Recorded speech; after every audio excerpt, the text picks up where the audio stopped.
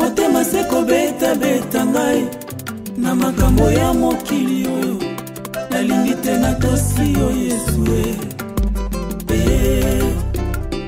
pendele osimbisi ngai papa nalingi te natika yango boyo ata bolembu na bwaka te mpona yo kosa motema ngai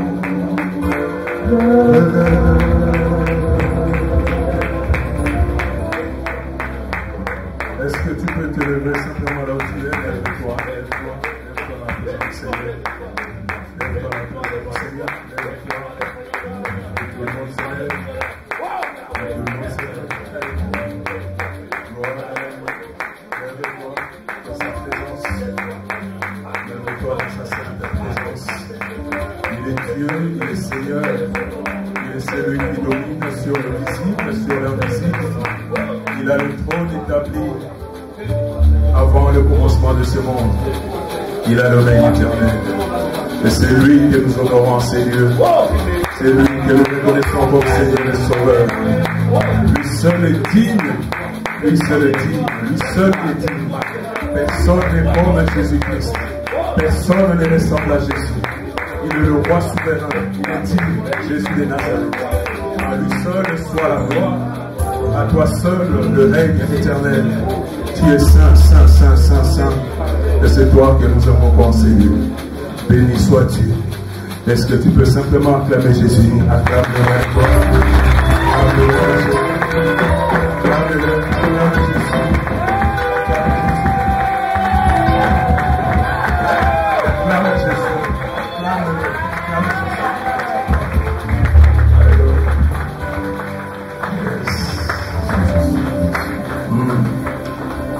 J'entends paix, paix, paix, paix. J'entends paix. J'entends paix. La paix du Seigneur. Merci, merci. Merci Jésus. Merci. J'entends paix, paix, paix. Que la gloire soit pour lui seul. Alléluia. Merci. Amen. Amen. Amen. Est-ce que nous aimons Jésus? Amen. Est-ce que nous aimons le roi des gloires? Amen. Est-ce que nous aimons le Seigneur des Seigneurs? Amen. Gloire à l'agneau, gloire à l'agneau de Dieu. J'entends paix.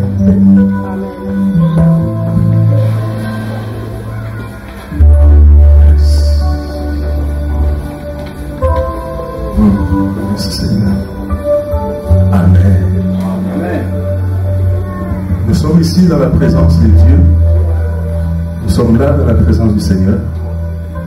Nous sommes là pour la gloire de Dieu. Nous sommes réunis là autour d'un seul nom, le nom de Jésus-Christ. Il est celui qu'on appelle le roi des gloires. Il est celui qui domine sur toutes choses. Il est celui qui domine sur le visible. J'aime beaucoup le dire. Sur le visible et sur l'invisible, Jésus domine. Je le répète encore, sur le visible et sur l'invisible, Jésus domine. Je le redis encore, sur le visible et sur l'invisible, Jésus domine. Il n'y a point de Dieu comme lui. Il est l'unique, il est l'incomparable. Il est auréolé de gloire, d'autorité, de puissance. Quand Jésus s'élève, quelque chose change toujours. Quand Jésus arrive, quelque chose se produit toujours. Parce qu'il amène toujours la lumière. Il est le roi souverain. Il est la lumière qui t'éclaire. Il est le roi des gloires. Il est celui qui a la parole qui te fait du bien. Il est celui qui apporte quelque chose dans ta vie. Quelque chose que les hommes ne peuvent te donner. Jésus seul est capable de le faire. Quand tu te tiens dans sa présence, il dit qu'il est là. Il te connaît mieux que toi-même. Il est celui qui apporte des choses merveilleuses dans notre existence, dans ton esprit, dans ton âme et dans ton corps. Jésus est souverain. Amen. Alléluia. Amen. Acclame le Seigneur qui est en place. Acclame le Seigneur qui est en place. Le partage de ce jour, comme nous l'avons annoncé dimanche passé, concerne un questionnement, une question.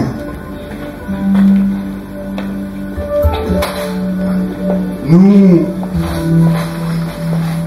avons le droit de nous poser des questions. Nous avons le droit de nous adresser à notre Seigneur. Nous avons le droit de parler à notre Père. Nous avons le droit de faire des déclarations à celui qui nous a créés. Alléluia. Et la question d'aujourd'hui, qui est notre partage, est la suivante. Que venons-nous faire à l'Église? Que venons-nous chercher à l'Église? Qu'est-ce qui fait que toi, moi, lui, elle, nous, tous, nous ayons ce désir d'aller à l'Église? Donc je nous donne des pistes de questions que chacun peut éventuellement chercher lui-même à développer. Nous disons Église dans la question que nous nous posons. Et donc il faut savoir que veut dire Église. Nous allons simplifier en disant que l'Église, c'est un lieu de rassemblement des chrétiens. L'Église peut être aussi un état. Pas l'état comme nous voyons dans ce monde. Un état d'esprit de ceux et celles qui sont en Jésus.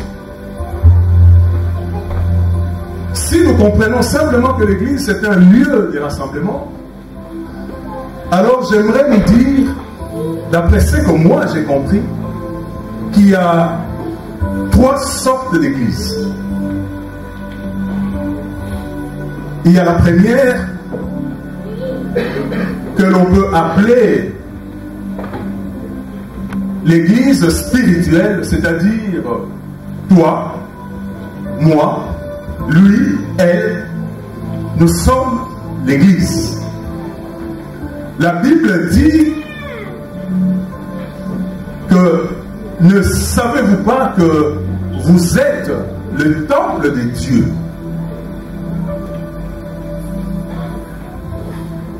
Et que vous avez reçu le Saint-Esprit qui est en vous et que Dieu vous a donné.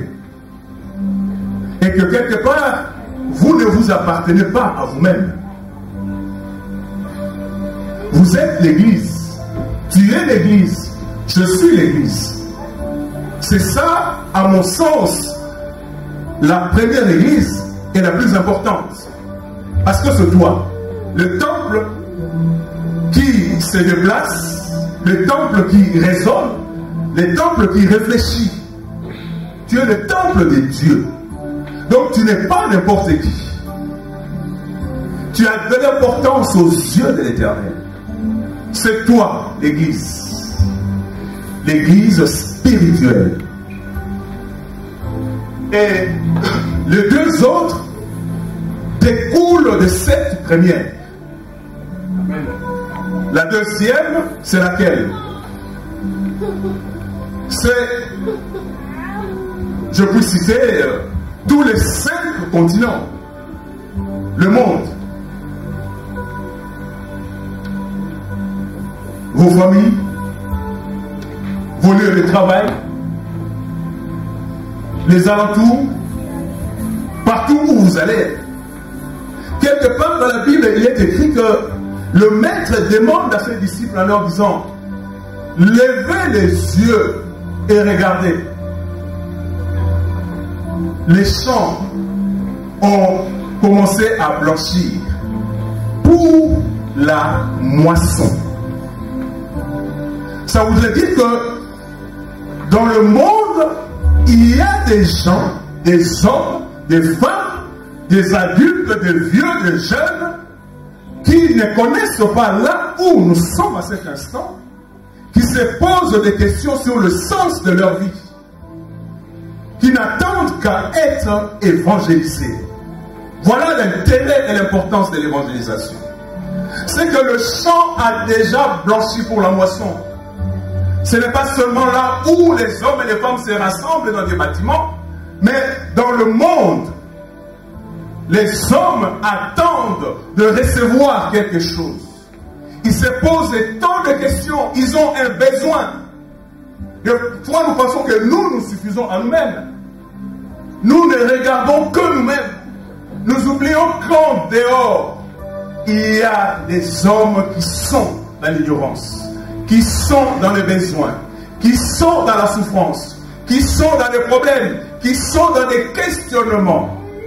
Voilà l'Église, la deuxième, où nous avons toute la liberté d'aller apporter quelque chose. Une Église qui est forte, qui va parler au monde de celui qui revient bientôt, Jésus-Christ de Nazareth. C'est ça, la deuxième Église. Et la troisième, dont nous allons essayer de partager aujourd'hui avec le peu de temps qui me reste, c'est l'église bâtiment. L'endroit où nous venons tous et qu'on a l'habitude d'appeler les 4 murs. Nous venons ensemble, chacun quittant sa demeure, nous venons nous rassembler autour du nom de Jésus-Christ. La Bible nous dit quelque part que Jésus-Christ allait de ville en village. Il allait prêcher. Mais il ne s'arrêtait pas seulement sur des places publiques. Il allait aussi dans des temples, dans des synagogues. D'ailleurs, nous devons nous souvenir là où il est rentré. Et il a mis sens dessus-dessous. Il s'est emporté en chassant tous ceux qui commettaient ou faisaient du désordre dans la maison qui, soi-disant, était appelée la maison de son père. Les temples où des hommes intelligents, raisonnés et raisonnables, intelligents, instruits, qui se rassemblaient, énonçant des principes hauts et forts, mais qui mettait le désordre dans la maison du Seigneur. Et Jésus est arrivé. Il a dit qu'on ne peut pas jouer dans la maison où on invoque le nom de Dieu. L'église, temple, synagogue. Et nous nous réunissons dans un bâtiment. Un bâtiment qui peut à tout moment s'écrouler. Mais nous appelons cela Église. Qu'est-ce que nous venons y faire? Que venons-nous chercher dans ce bâtiment? Et pourtant, l'église peut être chez toi, dans ta maison, dans ton bureau, dans ton atelier, là où tu travailles, comme j'ai dit, dans le monde de l'église, dans ta famille. Vous pouvez vous trouver un endroit pour prier. Mais néanmoins, il y a des personnes qu'on appelle des chrétiens qui se disent, nous allons dans un lieu, tous ensemble, pour faire quelque chose. Et je vais dire une boutade. Nous, pour ceux de ma génération, on connaissait un célèbre chanteur chez nous qui disait que les gens qui allaient dans son concert, ils entraient OK et ils sortaient. Ah. Levez les mains ceux qui ont dit KO. Vous y étiez, hein? Alléluia. Les gens entraient OK et ils sortaient KO. Et les gens ne voyaient que le côté où ils étaient en train de s'enivrer. Mais ils ne savaient pas que derrière, il y avait aussi des connotations spirituelles.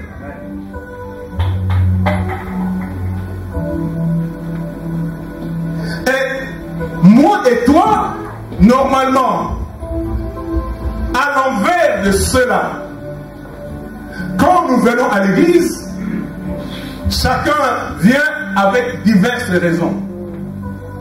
Il y a ceux qui ont des soucis, il y a ceux qui ont des problèmes, il y a ceux qui attendent l'enfantement, il y a ceux qui espèrent trouver du travail, il y a ceux qui n'ont pas la paix dans leur famille, dans leur foyer, dans leur couple, il y a ceux pour qui les choses ne marchent pas, il y a des gens qui ont une espérance par rapport à quelque chose. Ils s'attendent à ce qu'il y ait une réalisation de leurs souhaits, de leurs vœux, de leurs projets.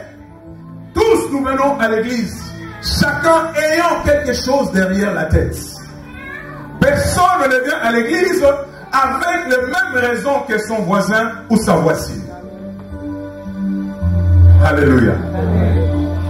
Et normalement, quand nous y arrivons avec la charge qui est la nôtre, ou peut-être simplement que je viens parce que je veux encore et davantage approfondir ma relation avec Dieu sans aucun problème quelconque, je viens avec mon frère, avec ma soeur. Et normalement, quand j'y arrive, en repartant, je dois pouvoir partir avec une certaine sérénité. Je ne peux pas venir à l'église avec des soucis et repartir avec la colère. Je ne peux pas entrer dans la maison soi-disant de mon père avec des espérances et repartir déçu. Ce n'est pas normal. Ce n'est pas normal. Ce n'est pas bien. Je viens dans la présence de Dieu. Certes que je peux l'avoir aussi chez moi. Mais je viens là où il y a un rassemblement de chrétiens. Je ne peux pas retourner chez moi avec encore beaucoup de peine, avec beaucoup de déception. Il faut qu'en rentrant chez moi, je sois en train de lever Dieu dans la joie, de bénir l'Éternel. Parce que là où je me suis rendu, j'ai entendu une parole qui m'a fait du bien. Une parole qui m'a apporté une certaine espérance. Une parole qui m'a encouragé. Une parole, certes, peut-être qui m'a répété, mais une parole qui a été dite pour mon bien. Alors, que venons-nous faire à l'église? Que venons-nous entendre à l'église? Il y a une seule chose. Vous ne venez pas à l'église pour qu'on vous rabaisse. Vous ne venez pas à l'église pour qu'on vous insulte. Vous ne venez pas à l'église pour qu'on vous traite comme des ignorants. Vous ne venez pas à l'église pour qu'on vous humilie. Vous ne venez pas à l'église pour que vous soyez déconsidérés. Vous ne venez pas à l'église pour qu'on vous traite pour de moins que rien. vous ne venez pas à l'église pour regarder les hommes prendre des attitudes qui ne vous respectent pas. Vous ne venez pas à l'église pour voir un théâtre. Vous ne venez pas à l'église pour écouter des bobards. Vous ne venez pas à l'église pour une quelconque compétition. Vous ne venez pas à l'église pour que les hommes vous déclarent leur théorie ou leur doctrine. Vous ne venez pas à l'église pour écouter la science humaine. Non, vous venez à l'église pour écouter la bonne nouvelle du royaume de Dieu. Alléluia. Je viens à l'église parce que je veux écouter la bonne nouvelle. Parce que je veux recevoir la bonne nouvelle du royaume de Dieu. Et nous lisons dans le livre de Luc, au chapitre 4, verset 16. La Bible dit ceci. Luc, chapitre 4. Verset 16. Et il se rendit à Nazareth, où il avait été élevé, et selon sa coutume, il entra dans la synagogue le jour du sabbat. Donc synagogue, église aujourd'hui. Il se leva pour faire la lecture, verset 17, et on lui remit le livre du prophète Ésaïe. L'ayant déroulé, il trouva l'endroit où il était écrit, verset 18, l'Esprit du Seigneur est sur moi, parce qu'il m'a oint pour annoncer une bonne nouvelle aux pauvres. Il m'a envoyé pour guérir ceux qui ont le cœur brisé, pour proclamer aux captifs la délivrance et aux aveugles le recouvrement de la vue, pour renvoyer libres les opprimés, verset 19, pour publier une année de grâce du Seigneur. Ensuite, il roula le livre, le remit au serviteur et s'assit. Tous ceux qui se trouvaient dans la synagogue avaient le regard fixé sur lui. 21. Alors il commença à leur dire, aujourd'hui, cette parole de l'Écriture que vous venez d'entendre est accomplie. Et tous, verset 22, lui rendaient témoignage. Dans un royaume, il y a quelqu'un qui règne. La Bible nous dit que le Fils de Dieu est apparu afin de détruire toutes les œuvres du diable. Si nous acceptons le postulat biblique qui dit que le monde entier est sous l'emprise du malin, ça veut dire que Dieu peut à l'envers établir l'ordre divin sur la terre. Dieu veut que l'ordre du ciel soit établi dans la vie de ceux et celles qui croient en Jésus. Et en lisant ce passage, nous devons comprendre une chose. Que nous devons nous souvenir toujours de ce que j'ai maintenant l'habitude de dire au peuple de Dieu. Que par, c'est dans le livre des Tites, je le répète encore, que c'est par la grâce que le salut de Dieu s'est manifesté sur la terre. En la personne de Jésus-Christ. Afin que toi et moi, nous tous ensemble, nous puissions fuir l'impureté. Nous puissions fuir l'impudicité. Nous puissions fuir le péché. Nous puissions fuir les convoitises de ce monde. Et dans cela, il y a une promesse qui nous donne l'espérance de la vie éternelle. On peut nous enseigner que Jésus revient bientôt. On peut nous apprendre la repentance. On peut nous parler de tas de choses. Mais il y a ce vecteur important que je dis toujours au peuple de Dieu, que Dieu a mis en nous, la conscience. J'ai une conscience. Tu as une conscience. Quand tu fais bien, tu sais que tu fais bien. Quand tu fais mal, tu sais que tu fais mal. Il n'y a personne qui peut te mentir. Et toi-même, tu ne peux pas te mentir à toi-même. Parce que tout ce que tu fais, tu sais si cela est bon ou si cela est mauvais. Mais au-dessus de toi, il y a quelqu'un qui s'appelle El Shaddai. Il te connaît, il te voit, il sait comment tu avances.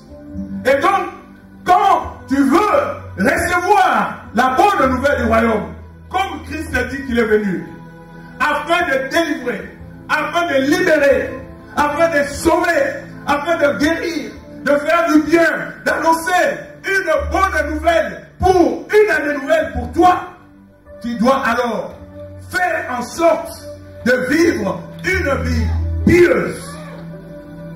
Quand tu viens à l'église, il faut qu'on te dise que le royaume de Dieu est en toi. Le royaume de Dieu est en toi, c'est écrit dans la Bible. Ça veut dire que tu es en accord avec le principe divin. Tu vis en accord avec les principes bibliques. Quand Dieu dit ceci est mal, toi aussi, tu dois croire que ceci est mal. Quand Dieu dit ne fais pas ci, toi aussi tu ne dois pas faire ci. Tu dois respecter à la lettre et scrupuleusement ce qui est écrit dans la parole de Dieu. Et tu viens à l'église pour que les prédicateurs, les prédicatrices t'annoncent que Jésus est capable d'apporter des prodiges et des miracles dans ta vie. Que Jésus est capable de te guérir de toute maladie. J'ai lu dans la Bible, il n'y a aucun endroit où Jésus est passé et que la situation est restée la même. Partout où il passait, il y avait toujours une solution. Quand il est arrivé quelque part, il y avait un aveugle, l'aveugle découvrait la vue. Quand il arrivait quelque part, il y avait des paralytiques, il marchait. Ceux qui n'entendaient pas commençaient à entendre. Ceux qui ne parlaient pas commençaient à parler. Ceux qui avaient toutes sortes de maladies, même le fou de Gadara, il a été délivré de l'emprise des démons. Parce que la présence de Jésus apporte toujours quelque chose. Et quand nous réunissons, la Bible dit que là où deux ou trois sont rassemblés en son nom, il est présent parmi eux. Voilà pourquoi quand nous nous rassemblons, moi je crois par la foi que Jésus se présente. Ce n'est pas moi qui découvre Jésus, mais c'est Jésus lui-même qui se présente. Et quand il vient, c'est pour me faire du bien. Quand il vient, c'est pour m'apporter une solution. Quand il vient, c'est pour me donner une parole qui va me réconforter dans ma peine, dans mon souci, dans mon problème, dans mon espérance, dans mon questionnement. Quand Jésus arrive, il y a toujours une réponse. Alléluia. Nous venons à l'église. C'est pour entendre que Jésus est le roi des gloires. Nous venons à l'église pour qu'on nous dise qu'il n'y a aucun nom sur la terre, dans le ciel, par lequel nous devons être sauvés, si c'est le nom de Jésus-Christ. Nous ne venons pas ici pour, ou ailleurs, pour les bien-aimés qui sont dans les autres assemblées. Nous n'allons pas dans les assemblées pour avoir une attitude mesquine. Nous n'allons pas dans les assemblées pour avoir des attitudes arrogantes. Nous n'allons pas dans les églises pour avoir une indécence vestimentaire. Nous n'allons pas à l'église pour nous toiser. Nous n'allons pas à l'église pour poser des questions sur la vie de X ou de Y. Nous venons à l'église parce que nous voulons fixer nos regards vers celui qui revient bientôt et celui à qui nous nous attendons. Alléluia. Amen. La bonne nouvelle, bien-aimé, où que tu sois, où que tu ailles, dans n'importe quelle assemblée, il faut qu'on te dise que nous sommes dans le royaume des sacrificateurs. Amen. Nous sommes des enfants de l'espérance du Seigneur qui revient bientôt. Alléluia. Amen. Nous sommes ceux et celles qui doivent fuir le mal, fuir le péché. Jésus a dit, je suis avec vous jusqu'à la fin de... Alléluia. Amen. Et arriver à l'église, venir à l'église, ce n'est pas un lieu où les chrétiens, les frères et les sœurs viennent pour se concurrencer. Ce n'est pas un lieu où des hommes et des femmes viennent pour se disputer. Ce n'est pas un lieu où des hommes et des femmes qu'on a vus dans certains temps, dans certaines époques, des frères et des sœurs qui sortent d'une assemblée un dimanche après avoir loué, on les voit dans la cour en train de se donner des bourrettes. Ce n'est pas normal. Quelle parole as-tu écouté dans l'église pour qu'après tu sortes, tu commences à dire du mal de ton frère ou de ta sœur? Que venons-nous chercher à l'église? Que venons-nous faire à l'église? Quelle est l'espérance que j'ai quand je viens à l'église? Je m'attends à quoi? Tout le monde a des soucis. Tout le monde a des problèmes. Tout le monde a des espérances. Tout le monde a des projets. Tout le monde a des vœux. Tout le monde a des souhaits. Nous nous attendons toujours au meilleur.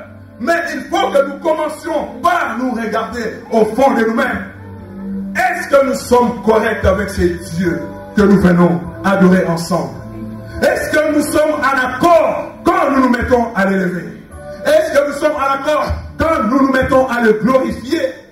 Est-ce que sincèrement nous cherchons la face de Dieu? Est-ce que quand nous venons devant lui, nous sommes en honnêteté de l'esprit? Ou prenons-nous simplement ces choses-là à la légère?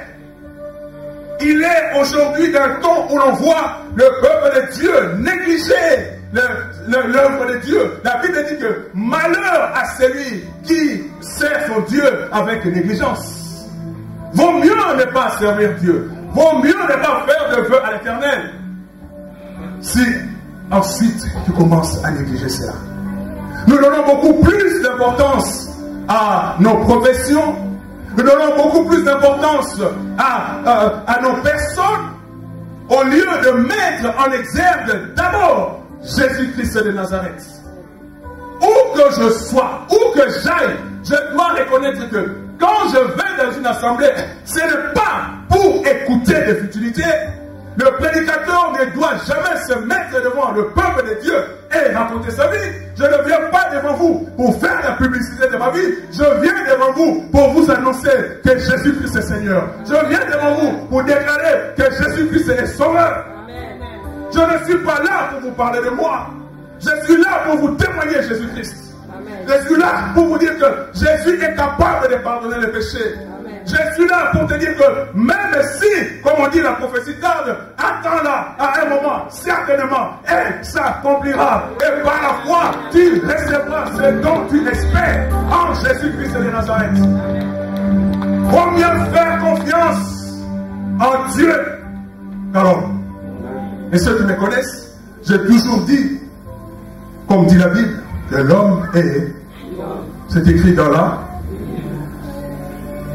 confie-toi à l'Éternel. L'homme peut faillir à tout moment. L'homme peut échouer à tout moment. L'homme peut tomber à tout moment. C'est un frère pour toi. C'est une sœur pour toi qui peut commettre des erreurs. Mais toi, sache que Dieu est le seul rémunérateur. Dieu est celui qui sait répondre. Dieu est celui qui sait conseiller par l'Esprit Saint. Dieu est celui qui sait donner dans son amour. Dieu est celui qui sait compatir quand tu as mal. Avant que tu n'appelles ton pasteur, avant que tu n'appelles ton frère, avant que tu n'appelles ta soeur, Dieu, lui, est déjà là. C'est le seul qui demeure fidèle en tout temps. Même, comme dit la parole, nous pouvons lui être infidèles. Mais lui, il demeure fidèle dans ses principes divins. Tu ne viens pas dans ton église, tu ne vas pas dans ton assemblée pour être en compétition avec qui que ce soit. Le royaume, c'est à ça que nous devons espérer. Quand vous lisez bien la Bible, vous allez voir que Jésus a beaucoup parlé du royaume de son Père. Dans le royaume, il y a ce souverain qui est censé régner. Et c'est lui qui édicte les règles. Tout sujet qui obéit aux règles édictées a une vie bénie. Tout sujet qui se soumet aux règles édictées par le monarque, il doit avoir une vie bénie. Amen. Est-ce que toi aujourd'hui tu peux te dire que tu vis en respect total et complet aux règles édictées par le Seigneur dans sa parole? C'est bien beau que nous puissions avoir de beaux habits quand nous venons à l'église. C'est vrai, c'est bien d'être propre.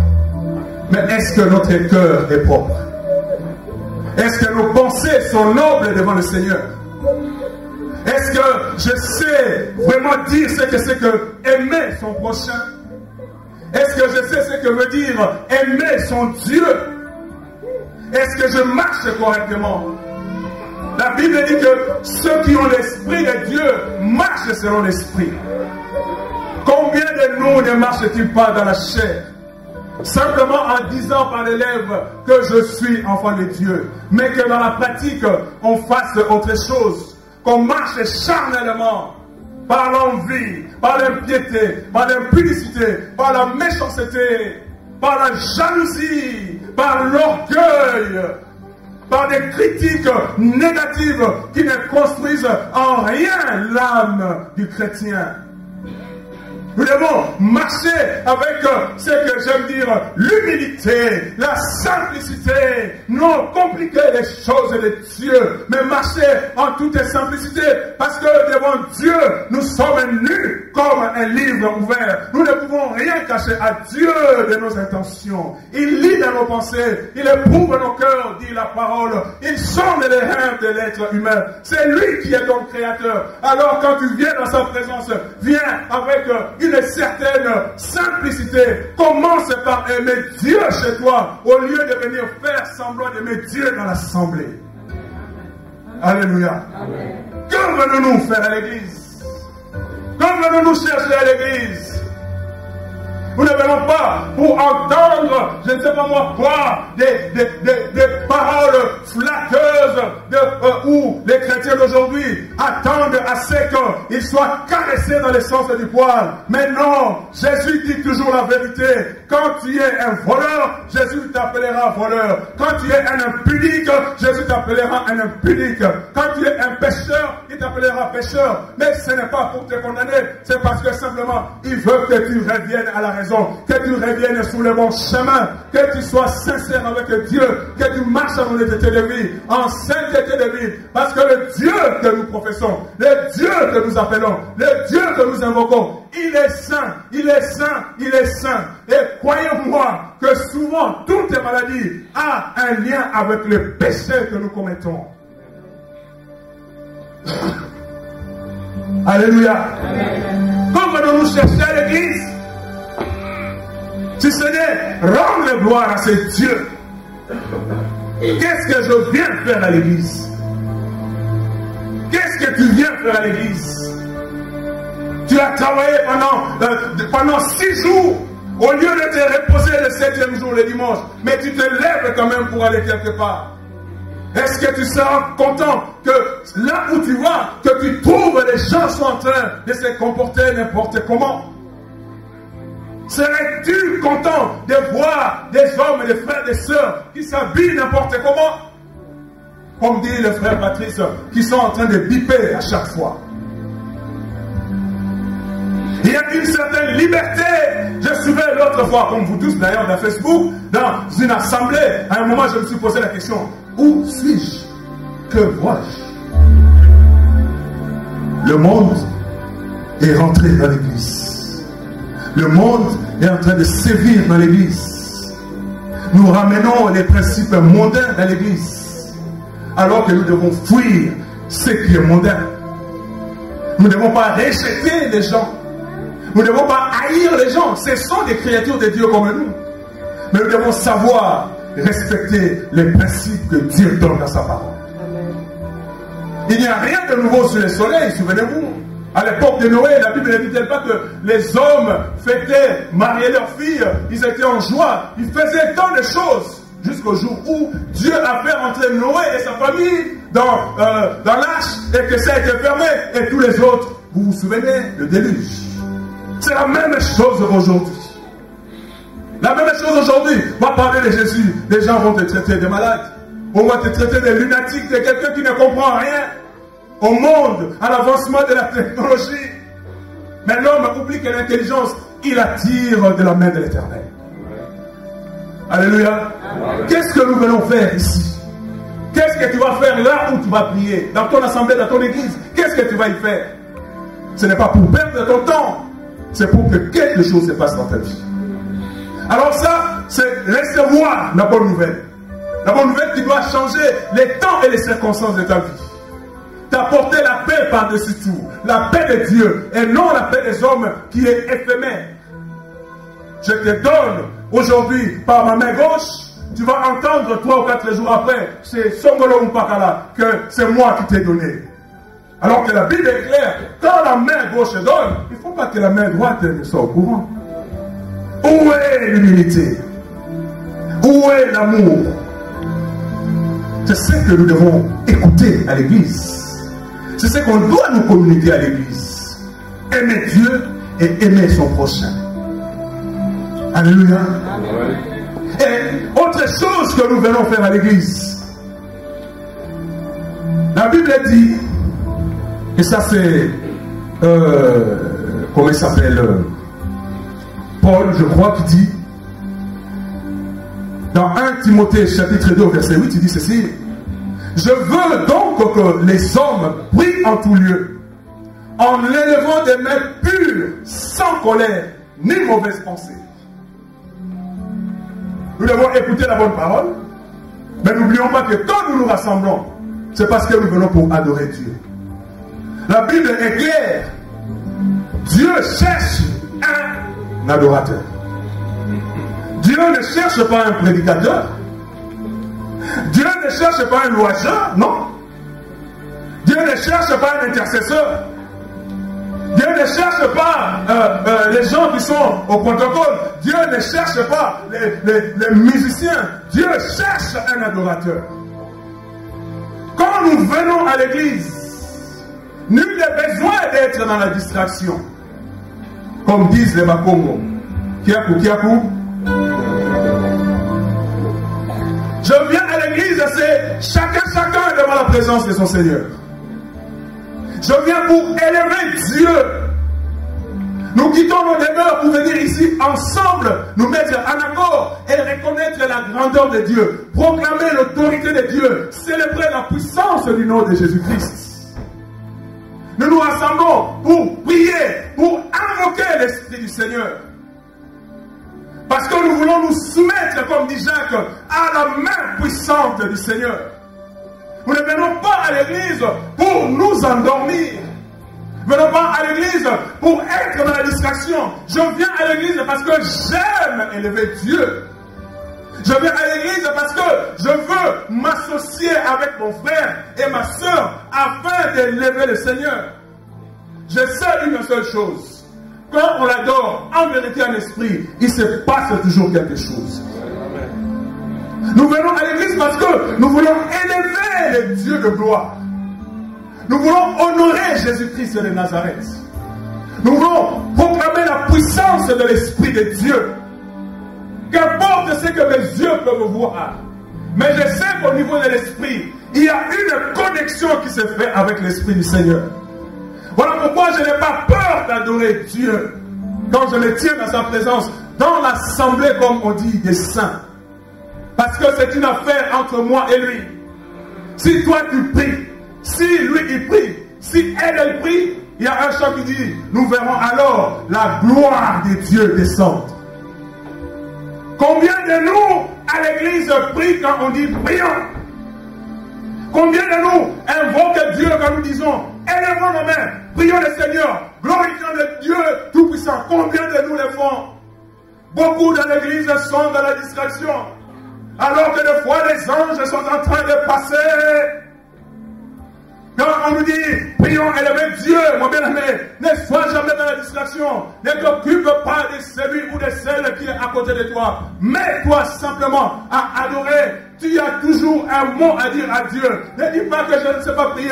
Une parole sortira toujours de ta bouche pour élever le Dieu de gloire, le Dieu de miracles, le Dieu de prodiges. Il entend quand tu cries, il voit quand tu pleures. Alors à ton tour, quand tu viens dans l'assemblée des saints, mets-toi à l'élever, mets-toi à l'honorer, mets-toi à l'exalter, parce que c'est lui qui a toujours le dernier mot pour ta vie. Alléluia. Amen. Venons-nous faire à l'église si ce n'est d'adorer, d'exalter, de célébrer, de glorifier, d'élever Dieu, d'invoquer son esprit, de reconnaître sa seigneurie, de reconnaître qu'il est celui qui nous sauve, de reconnaître qu'il est bon pour nous, de reconnaître que c'est lui qui nous donne toujours son secours, il ne manque jamais au rendez-vous. Si nous sommes infidèles, lui il est toujours fidèle. Alléluia. Que viens-tu faire à l'église? Qu'est-ce que je viens faire à l'église? Qu'est-ce que je viens chercher à l'église? C'est vrai, écouter la bonne nouvelle, mais aussi et également adorer, élever, honorer. Nous voyons comme on les appelle les grands de ce monde, qui sont adulés par les gens. Il suffit que quelqu'un, une salle ou quelqu'un se pointe ici. Je crains même que vous ne vidiez la salle. Si jamais quelqu'un là qui est connu mondialement arrive là, je pense qu'il y aura quelques-uns ici qui vont. Parce que l'homme aime ce qui frappe à l'œil. Alléluia. Et je donne toujours cet exemple. Et cette femme, dans une assemblée, qui est morte, on l'a enterrée.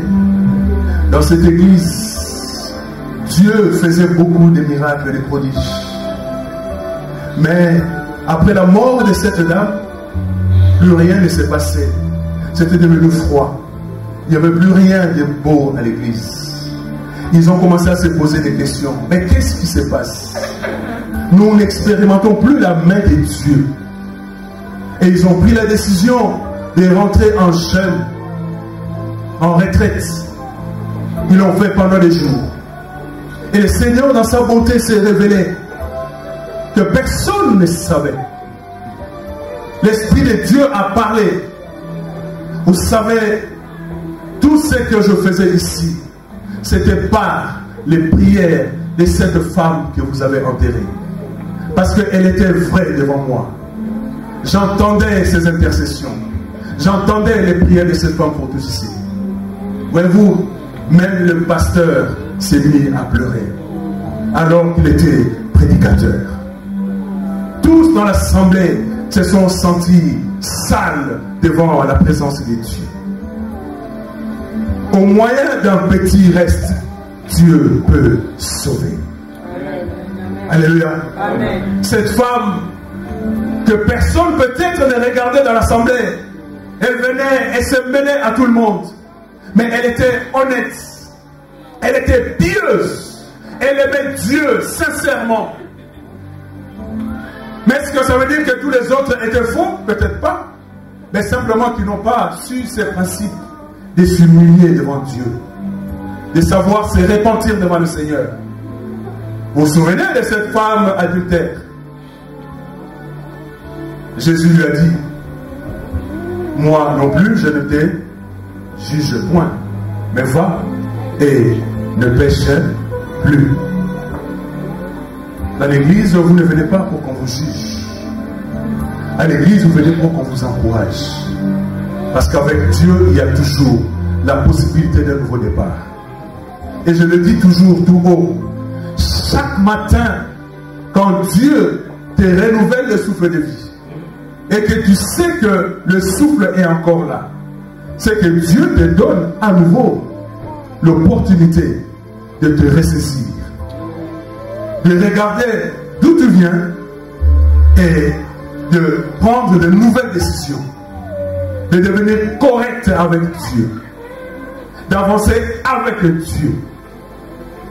Voilà pourquoi, quand tu viens à l'église, quand je viens à l'église, ou quand je vais à l'église, là où je vais prier, il faut que je sois dans toute la simplicité pour adorer, pour élever, pour magnifier, pour exalter le Seigneur. Le Seigneur n'a que faire de notre apparence. Je peux vous tromper ici. Je peux vous mentir ici. Parce que vous ne connaissez pas ma vie. Mais je ne peux pas mentir à Dieu. Je ne peux pas tromper l'Éternel des armées. Parce que là où je vais, Dieu me voit. Mais Dieu attend de moi que j'ai ce cœur qui sait reconnaître que je me suis trompé. Et que je veux commencer à marcher correctement selon les principes qu'il me donne. Et ces choses, nous devons les trouver quand nous venons nous rassembler à l'église. L'église, ce n'est pas un moment de passe-temps. N'a qu'à l'église parce que je suis mon père, parce que ma femme me traîne là-bas, parce que mon mari m'oblige à y aller, parce que j'ai un ami qui y va, parce que je suis invité tout le temps, parce qu'on doit me pousser. Ça doit venir de toi-même, de ton cœur. Mais il y a une chose que nous ne devons pas oublier. Nous sommes des pèlerins sur cette terre. Nous passerons un jour et nous nous retrouverons devant lui. Et nous nous rendrons compte de tous nos actes, de toutes nos œuvres. Parce que quand nous mourrons, comme dit l'Ecclésiaste, nos œuvres nous accompagnent. Tout ce que nous avons fait sur la terre va nous accompagner devant l'Éternel. Le jour du jugement. Alléluia. Nous venons à l'église, bien-aimés, pour écouter cette parole réconfortante. Nous venons à l'église pour recevoir cette parole qui doit nous faire du bien. Nous ne venons pas à l'église pour être découragés. Nous ne venons pas à l'église pour que les prédicateurs ou les frères ou les musiciens soient dit-ils ou je ne sais pas moi qui viennent encore nous charger en plus. Parce que mon maître à moi, Jésus dit, vous qui êtes fatigués et chargés, venez à moi et je vous donnerai du. Alors comment moi je viens à l'église et toi tu me donnes encore beaucoup de poids? Alors comment moi je viens à l'église, toi tu me décourages à nouveau? Alors comment moi je viens à l'église et tu essaies de tuer ma foi? Alléluia. Quand je viens à l'église, laisse-moi écouter l'ainsi dit l'Éternel. Quand je viens à l'église, laisse-moi suivre la prédication qui m'apporte quelque chose dans ma vie. Quand je viens à l'église, ne me dérange pas. As-tu un besoin? As-tu une question? Je suis ton frère, je suis ta soeur. Appelle-moi, partageons. Combien aujourd'hui de frères et de sœurs partagent la parole de Dieu? Du lundi à dimanche, nous nous appelons, nous parlons, mais combien prennent le temps, même 2, même 3 minutes, de partager la parole? Nous allons simplement nous retrouver dimanche avec nos agacements, avec nos préoccupations, mais nous oublions l'essentiel, Jésus-Christ de Nazareth, qui est bien vivant, qui est bien réel, et c'est lui que nous venons rencontrer ici. Vous ne venez pas ici et vous ne viendrez pas ici pour voir le pasteur. Vous ne venez pas ici, vous ne viendrez pas ici pour écouter le pasteur, mais pour écouter l'ainsi dit l'Éternel. Pour votre vie, pour votre famille, pour votre couple, pour votre foyer, pour votre travail, pour votre scolarité, pour toutes vos relations à côté, pour votre quartier, votre ville, votre pays. Dieu veut que tous soit sauvés. Mais il y a une chose que j'ai compris, c'est Dieu que nous servons. Il n'est pas contraignant. Il n'impose rien à personne. Et voilà ce que je dis souvent, la vie, c'est un ensemble de choix et de décisions que quelqu'un prend et pour lesquelles forcément il assumera des conséquences. Tout ce que tu poses comme acte, tout ce que tu dis, tout ce que tu fais, il y a ce qu'on appelle cette loi de cause et effet. Toujours, toujours, la dualité existera en tout temps. Il y a le bien, il y a le mal. Il y a Dieu, il y a Satan. Il y a la lumière, il y a les ténèbres. Il y a le bon, il y a le méchant. Alléluia. Il y a l'impurique, il y a celui qui est pur. Il y a celui qui est têtu, il y a celui qui craint Dieu. Il y a celui qui est irrespectueux, il y a celui qui est respectueux. Nous ne changerons pas ce que Dieu a dit. Voilà pourquoi on dit, n'enlevons rien et ne rajoutons rien à sa parole. Alléluia.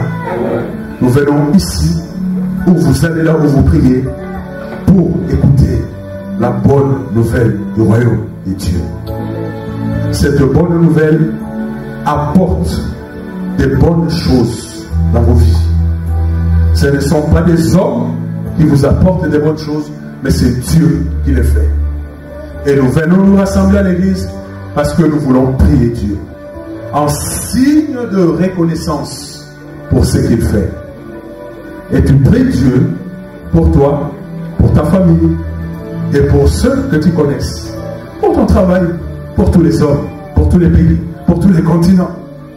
Certes, il y a des méchants, certes, il y a des bons, mais la Bible dit que Dieu est celui qui combat pour les justes. Dieu est celui qui n'abandonne jamais les siens. Dieu est toujours du côté de ceux et celles qu'il aime. Alléluia. Nous avons entendu ce dimanche passé dans Lamentation que les bontés de Dieu sont inépuisables. Alléluia. Elles ne sont pas arrivées à leur terme. Il les renouvelle chaque matin. À toi de les saisir. À toi de les prendre. À toi de les accepter. Mais dans quel état d'esprit es-tu? Et je m'adresse à l'église spirituelle. Toi, église. Toi, chrétien. Toi, église. Ne regarde pas seulement, c'est vrai, c'est 4 murs. Mais regarde-toi, toi-même d'abord. Comment es-tu face à Dieu? Ensuite, quand tu prends conscience de cela, quand nous venons nous rassembler comme des petites églises, dans ce bâtiment, nous ne pouvons que faire descendre la gloire de l'Éternel. Alléluia. Lèvons-nous dans la présence du Seigneur.